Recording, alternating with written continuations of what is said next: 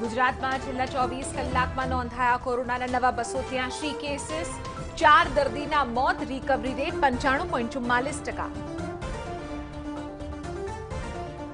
સુરતના બારડોલીમાં બર્ડ ફ્લૂનું કહેર યથાવત, 2 કાગડા અને 1 ઘુવડનું મોત, તો અમદાવાદમાંથી મોકલાયેલા 250 સેમ્પલ્સ નેગેટિવ. રાજ્યમાં નેતાઓના નિયમોના ધજાગરા યથાવત, કડીમાં ભાજપાની બેઠક, તો ઊંઝામાં ઉપપ્રમુખના સ્વાગતમાં વળ્યા ટોળા. ભાવનગરમાં કોંગ્રેસના કાર્યકરો પણ બેફામ.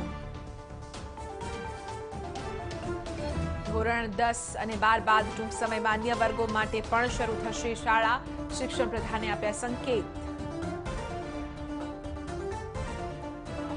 સરકાર ચણા અને તુવેરની કરશે ટેકાના ભાવે ખરીદી. 15 થી 31 તારીખ દરમિયાન તુવેર માટે નોંધણી, તો 1 થી 15 ફેબ્રુઆરી દરમિયાન ચણા માટે કરાવાશે રજીસ્ટ્રેશન.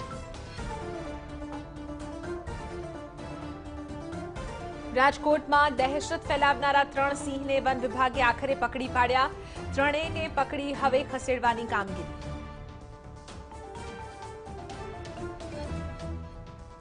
કડક નિયમો વચ્ચે રાજ્યમાં પતંગ રસિયાઓમાં ઉત્તરાયણની છેલ્લી ઘડીની ખરીદીનો માહોલ. અમદાવાદ, રાજકોટ, સુરત, વડોદરાના બજારોમાં ભારે ભીડ.